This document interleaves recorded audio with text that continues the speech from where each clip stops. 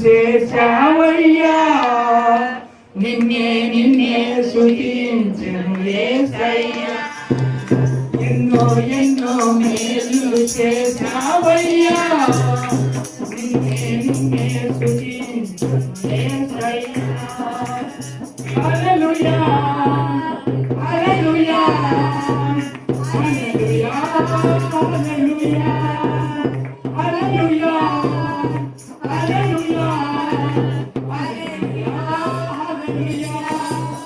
ఎన్నో ఎన్నో మేలు చేశావయ్యా నిన్నే నిన్నే స్తుతించెను యేసయ్యా బాధలలో మంచి బంధువైనావు రాజులలో రాజుడైనావు బాధలలో మంచి బంధువైనావు రాజులలో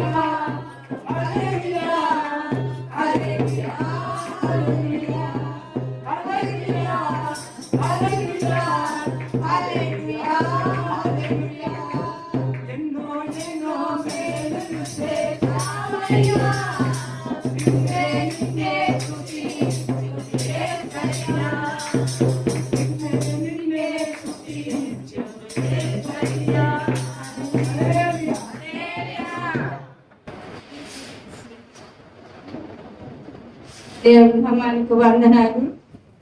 అయ్యగారికి అమ్మగారికి వందనాలు. మీకు వచ్చిన మీ అందరికి వందనాలు. నిజంగా నా జీవితంలో ఎన్నో ఎన్నో మీరు ఎంత తగ్గబోసుకున్నా నా జీవితకాలం నేను మారను. మరి వివాహమైన కాడి నుంచి కూడా మాకు ఎన్ని ఒడిదిడుకులు వచ్చినా ఎన్ని మరణవంచులకు వచ్చినా మమ్మల్ని నీటిలో ప్రేమించి ఆయన కృప చేత నా బిడ్డల విషయంలో కానీ నా విషయంలో కానీ నా భర్త విషయంలో కానీ అసలు మాకు చేసిన మేలును ఆయన తలపోసుకున్నా తరగవు అన్నమాట. అసలు నిన్న కొడుకుని అనుకుంటున్నా ఆయన చేసిన మేలులు ఒక అరగంట అయినా నేను సాక్ష్యం చెప్పాలయ్యా. నువ్వు నాకు ఎన్ని మేలులు చేసి ఎన్ని మరణాల నుంచి తప్పించావు, ఎన్ని వ్యాధి నుంచి తప్పించావయ్యా.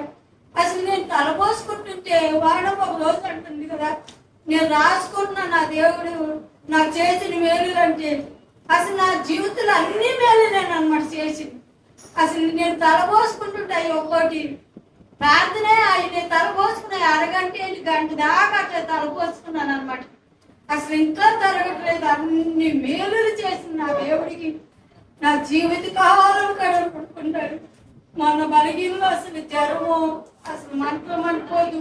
ఈ రోజునైతే అసలు చలి జ్వరంతో ఎంత అల్లాడిపోయాను. రాజు ఆశ ఇల్లు పిల్లలు అసలు నిజంగా ఎంత మేలు చేస్తున్నానంటే దేవుడు ఇచ్చిన నా బిడ్డలాగా నేను భావించుకుంటున్నా. ఒకటి గమ్ముగమ్మ హాస్పిటల్ తీసుకెళ్ళిపోయి మరి ఇంజక్షన్ చూపించి పిల్లలు ఇచ్చి ఎంత కొన్నాం.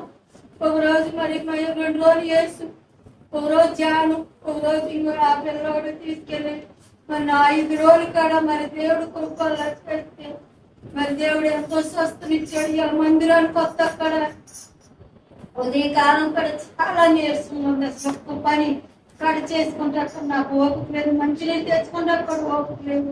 కానీ దేవుడు ఎంత కృపనిచ్చాడంటే, ఎంత వేరు చేసాడంటే, సంఘ ప్రార్థన సేవకుల ప్రార్థన అంటే నాకు ఎంత ఇష్టం అంటే అంత ప్రేమ అన్నమాట.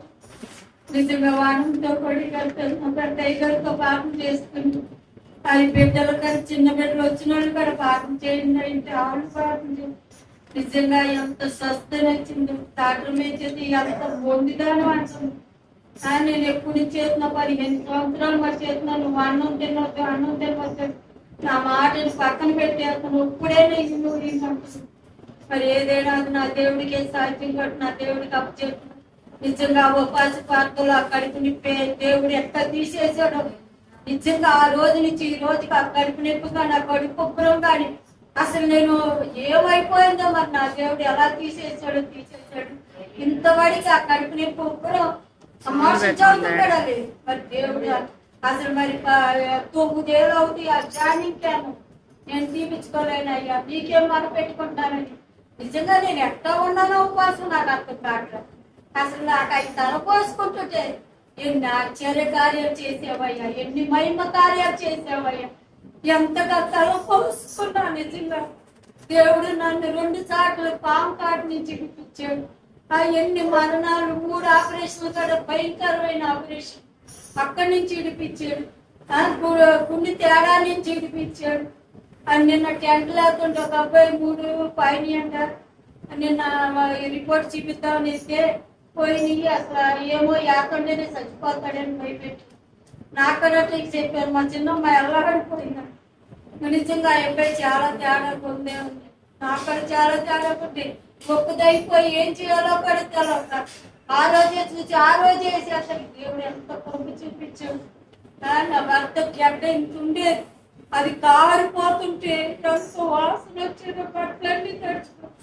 ఒక రోజు పౌలయ్య గారు మీటింగ్ పెట్టుకుంటే అంతా కారిపోయి ఆటోలో కాడ అందరూ వాసన ఏంటంటే ఎంతో పుచ్చుకున్న వాళ్ళు అందరూ నిజంగా ఏడుస్తుంటే జాను వచ్చి హాస్పిటల్ తీసుకెళ్ళి అది ఎంతగా ఆపరేషన్ చేశారంటే 2 గంటలన్నా పట్టింది. అది పోతాయి మరి జాను ఉండి చేపించి మరి ఇద్దరు అసలు ఎంత మేలుగా ఆదివారం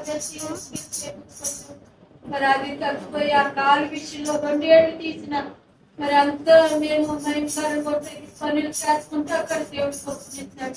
నిజంగా ఇది కరువు అని ఎవరిని చేసి ఆపకుండా దేవుడు నిజంగా నా కాపుతాలు ఇచ్చాడు. నీ కష్టంలో నీటిదే.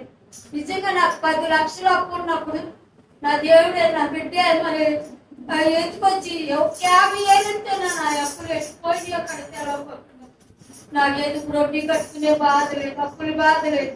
నా ఎల్లుళ్ళకే కొద్దిగా ఇవ్వాలి. మరి ఆ బిడ్డలైతే ఏమి అంటలేదు. మరి ఆడికాడ ఇచ్చేదట్టుగా నిదానంగా నేను ఎవరిక్కడ రూపాయలు వండుకున్నాను. ఆ శివుడికి కూడా చాలా రుణపడుతున్నాను. నా బిడ్డలు మరి వాళ్ళు పవిత్రాలు మరి ఉషా కాడ ఎంత మేలు చేస్తున్నానంటే ఆ బిడ్డలు కాడ వీళ్ళంటే నా కూతుర్లు కాబట్టి వాళ్ళకి తగ్గదు. కానీ వాళ్ళు నా కూతుర్ల కంటే ఎక్కువ చూస్తారు. నిజంగా బిడ్డలు ఎంతగా నడపడుతున్నా చెప్పిన వాళ్ళు దాచుకున్న డబ్బులు కూడా అవసరం అంటే చాలు పాల్గొనిచ్చారు. నిజంగా ఎంత మంచి బిడ్డలు ఇచ్చారంటే ఎటు చూసినా మంచి బిడ్డలు.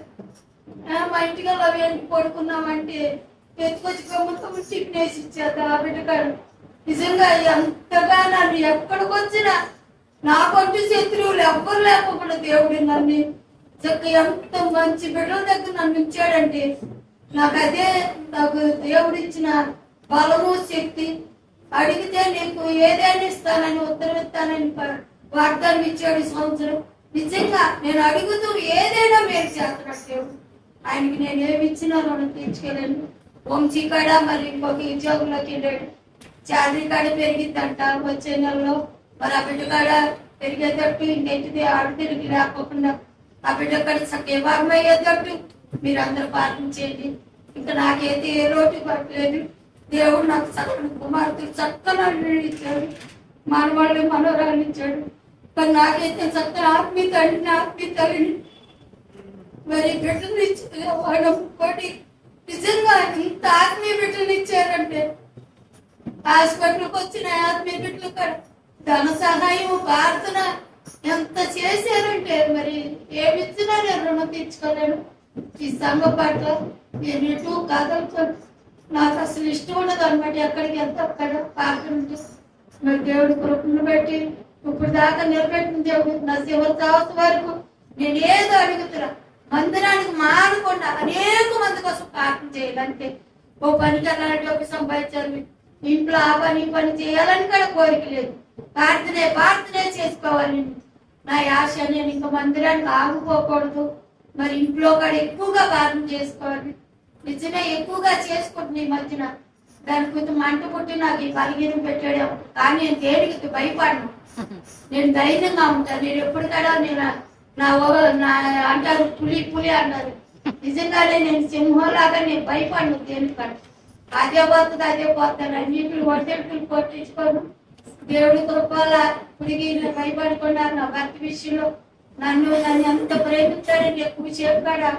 కనపడితే ఊరుకోడు, కనపడితే ఎన్నుకుంటాడు. అసలు కనబడపోతే ఎన్నుకుంటాడు. ఎక్కడుందని నిజంగా మరి అన్నం తినపోయినా పడుకోనివాడు. అన్నం తినమ్మా మొక్కలు పెడతాను, అన్నం తినిపిస్తాడు. ఇంత దెబ్బ కాడ వేసి అరగడు నన్ను. మరి కోపడతాడు. ఆ కోపడినప్పుడు నేను తగ్గిపోతాను అనమాట. అంతే తగ్గిపోతా. తర్వాత అంతేగాని మాలో మా పిల్లలు ఎందుకు పద్దాక అనుకుంటారు అంటారు. అంతే చిన్న కానీ ప్రతి ఏ ఊసులు మాకు రావాలి. ఇంకేది ఏ ఊసులు లేకపోతే ఇక అంతే ఇంకే ఊసులు ఉండవు. దేవుడి కొట్టాలి ఇప్పించాను. మరి చక్కని పాలు రావాలని ప్రార్థన చేస్తున్నాను. మరి చక్కని అల్లుడు ఇచ్చాను. నేను ఉపాసం ఉండే ప్రార్థన చేసుకుంటున్నాను. నా వాళ్ళు కూడా చక్కగా ఆత్మీయురాలు రావాలి, గుణవంతురాలు కావాలనుకుంటున్నాను. కట్నం గురించి నాకేం ఆశ లేదు, ఏమీ లేదు. చక్కగా గుణవంతురాలు ప్రార్థన పెట్టి కావాలని ఆశపడుతున్నాం. మీరు అందరూ ప్రార్థన చేయమని ఇచ్చిన సాక్ష్యం దేవుడు దీవించింది. ప్రేమ కలిగిన మా ప్రభువా, దయ కలిగిన మా తండ్రి, నీకు స్తోత్రాలు. ఇప్పటివరకు ఎన్నెన్నో ఆత్మీయ సత్యాలు ఆయన గొప్ప అయా సత్యాలను మాకందరూ కూడా బోధించి బలపరిచావు తండ్రి. ఎన్నో మాటలన్నిటినీ మేము మా ప్రభు తలంచుకుంటూ నీ మాటల ప్రకారంగా మేము మా ప్రభు జీవిస్తూ నీకు మహిమ తీసుకురావడానికి సహాయం చేయండి. బిడ్డలను మీరు చల్లపరిచిన నాటి నుండి నేటి వరకు కూడా అయ్యా నువ్వు ఇచ్చిన ప్రేమ కలిగి ఉన్నారు, నువ్వు ఇచ్చినటువంటి అయ్యా అనురాగం కలిగి ఉన్నారు, ఆత్మీయత కలిగి ఉన్నారు నాయన. అయ్యా ఒకరినొకరు అర్థం చేసుకుంటూ ఒకరి పట్ల ఒకరు ప్రేమ కలిగి గౌరవం కలిగి ఎంతో సంతోషంగా సమాధానంగా ఉంటున్నటువంటి బిడ్డలు అయ్యా, నెమ్మది కలిగి ఉంటున్నటువంటి బిడ్డలు నాయన. వీరిని చూసి మేము అందరం కూడా నేర్చుకోవాలయ్యా. నేర్చుకోవాలయ్యా. వీరు కలిగి ఉన్న ప్రేమ, వీరు కలిగి ఉన్నటువంటి సమాధానం మేము కూడా కలిగి ఉండాలి. ఒకరినొకరు మీరు అర్థం చేసుకునేటువంటి విధానం మేము కూడా అలాగా అది కలిగి ఉండాలి నాయన. అయ్యా నీకు స్తోత్రాలు. అయ్యా ఎంత ఇష్టమో నాయన. ఒకరంటే ఒకరు అలాగే మీరంటే కూడా ఎంత ఇష్టమోనయ్యా వీరికి అందుని బట్టి కూడా మీకు స్తోత్రాలు స్తుతులు తెలియజేస్తున్నాం. ఇప్పటి వరకు వీరి దాంపత్య జీవితంలో మీరు తోడుగా ఉంది, వీరి పట్ల వీరి బిడ్డల పట్ల మీరు చేసిన ఎన్నెన్నో మేలులను బట్టి కూడా కృతజ్ఞత స్తోత్రములు స్తుతులు మీకు చెల్లిస్తూ, అలాగే ఈ యొక్క అయ్యా కేక్ కటింగ్ కార్యక్రమంలో కూడా మీరే తోడుండి బిడ్డలకు సంఘానికి మీరు ఆశీర్వాదకరంగా ఈ కార్యక్రమం జరిగించమని, ఇంకా వీరి దాంపత్య జీవితంలో మీరు మా ప్రభు ఉండి ఎన్నెన్నో గొప్ప కార్యాలు జరిగించమని, సంపూర్ణ ఆరోగ్యవంతులుగా వీరిని తీర్చిదిద్ది నడిపించమని యేసునామములో ప్రార్థిస్తున్నాము తండ్రి. ఆమేన్.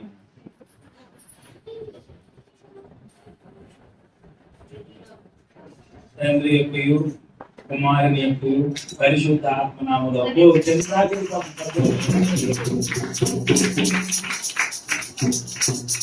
వెరైటీగా ఆలోచించావమ్మా, వెరైటీగా చేసావు. పాట పాడండి, అది పాడండి పాట.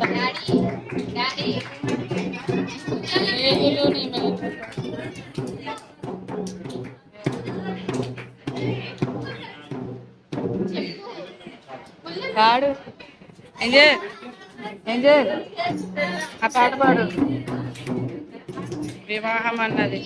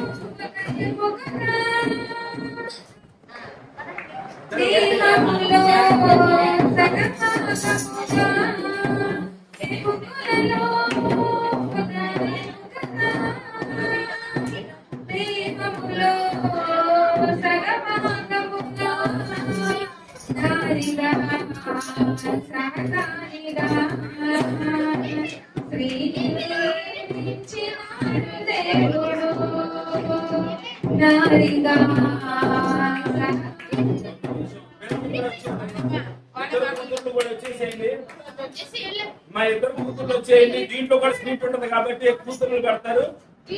అంతలో మనం ఆపేసేద్దాం. అమ్మా మీ అందరూ పెట్టడం అంటే మళ్ళీ దాంట్లో కూడా స్వీట్ ఉంటది కదా.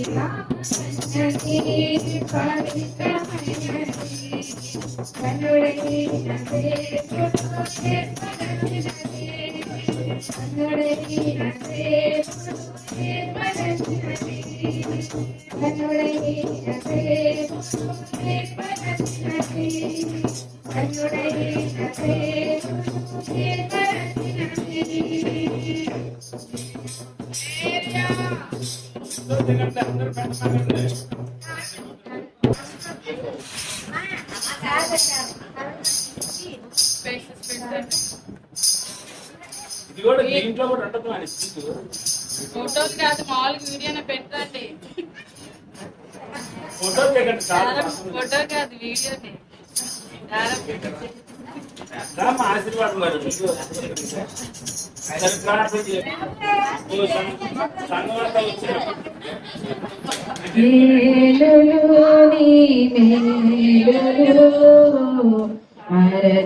మరచిపోలేనయ్యా